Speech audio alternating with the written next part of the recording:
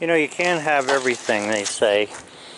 And with the Woodmizer here, for cutting up lumber and slabs and stuff, you can't beat it. I really like this thing. However, the problem I have with the Woodmizer is when you go to cut up flitches like that into boards. In other words, you want to cut a board out of something. So here, I took some measurements here, and I'm going to come up with a little design for a very simple tool to hold the flitch as a little backstop, because these short ones here don't work with it. Putting a 2x4 or a 4x4 next to it doesn't work very well, so I'm going to make a tool that will work. A little bit of sketching, give myself some ideas. My dad was a great one for repurposing things. A couple weeks ago, a friend of mine from over near southeastern PA was cleaning out his cabin, and he had a bunch of bed angles he wanted to get rid of. So he knows I pick up all kinds of different stuff, but what I did was I took the bed angles and just cut the ends off that were riveted together because I didn't want to bother with them. So I have some angle iron here from a bed rail, 2 pieces. So we're going to make from this angle iron a stop that's going to be a very slip-on and slip-off to be able to cut flitches on the Woodmizer LT15.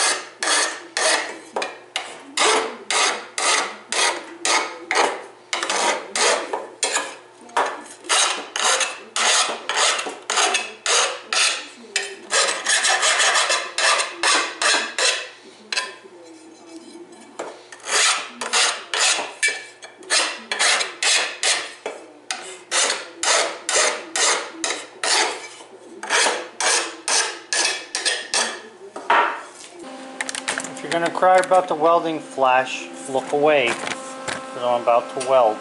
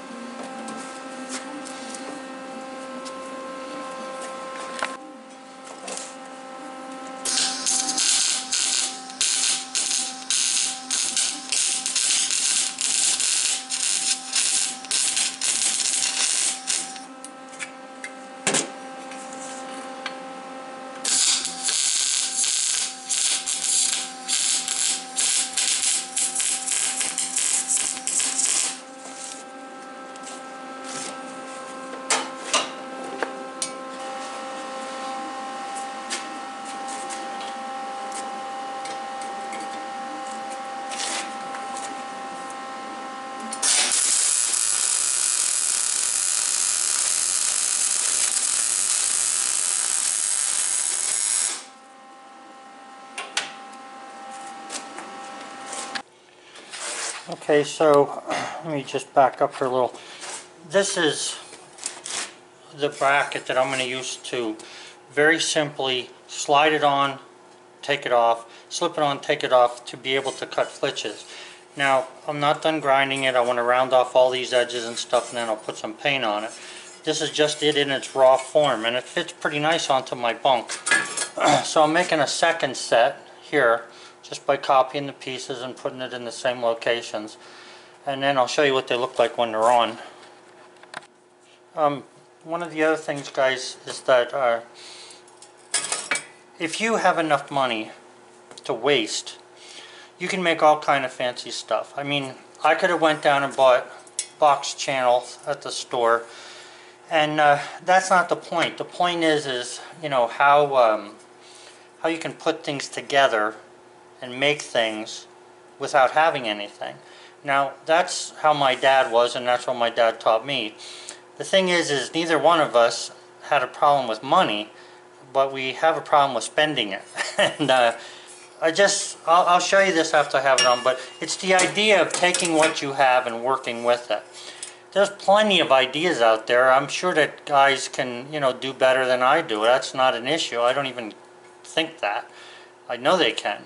But the point is that this is very simple. No bolts, no screws, no nothing. Just take it when you're ready to cut a flitch and set it on the bunk and you're done. That's what I'm after. You know, there's an old saying, when much is given, much is expected.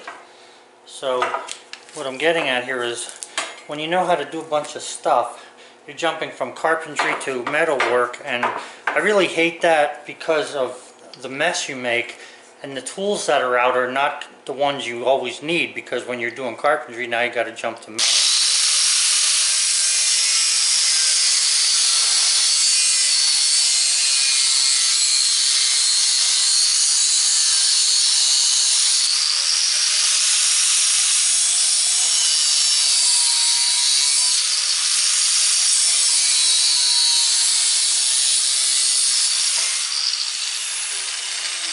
Of course, when I say I'm going to be giving much, I'm not talking about people who have this habit of expecting that what talent you have should be, or what resources you have should be just given away. I don't go for that. I want to be asked, and if you're asked, then I can say yes, rather than having somebody just take what I have. You know, sort of like what we had in the past here in this country. Okay, so these two pieces, you can see how that was welded on here. What this does is it holds on to the bunk. That's all that does. And that's what I'm going to be making next here. So, what you do with this piece I just welded on to make a square tube to make it stronger. But what you do with this is, if you weld this on in such a way that this top can rest on the bunk, and because the bunk is 2 inches wide and this is like only 1.25 inches or whatever, you got to kind of double it up to make this wide enough to be able to grab the bunk.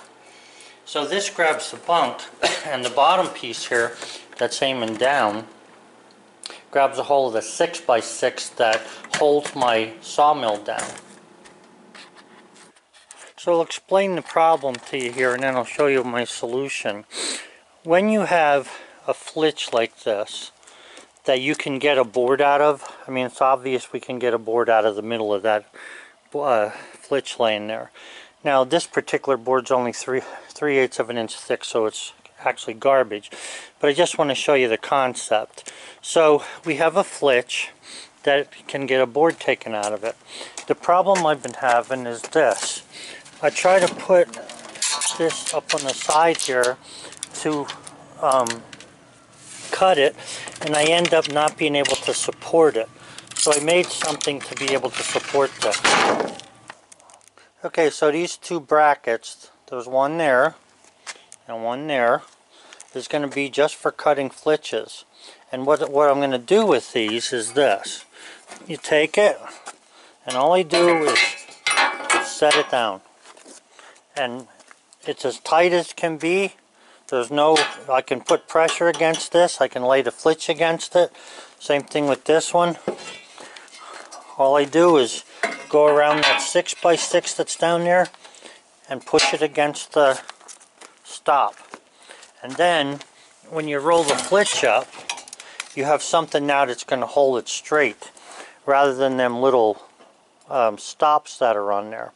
Because, like I say, these little stops here give you a hard time trying to hold the flitch. Now, these pieces are 5.5 inches high, because anything under 5.5 inches I can hold pretty well, like a 4-inch board I can hold with the dogs against the stop. but a 1x6 starts you to having trouble. So this will hold. What you got there is probably, what I have here right now is probably 12 inches. So that 5.5 inches sticking up there, right here, that 5.5 inches sticking up will easily give me what I need to be able to hold a flitch against there.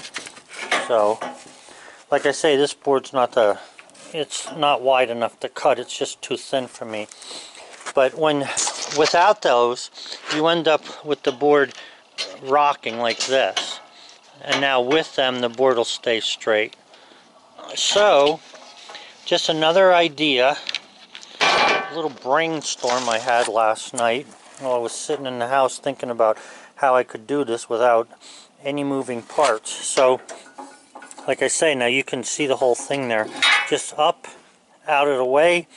I need it back, bring it in and set it there.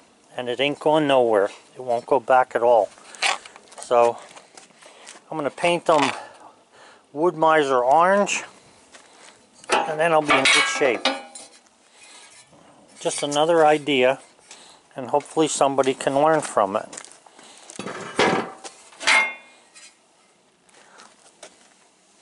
See what happens there?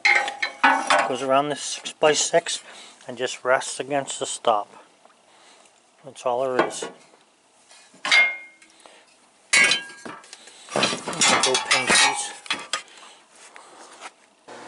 Well, I had them outside, and they got so cold that I won't be able to spray paint on them. So I'm going to use this wood stove to warm them up a little bit.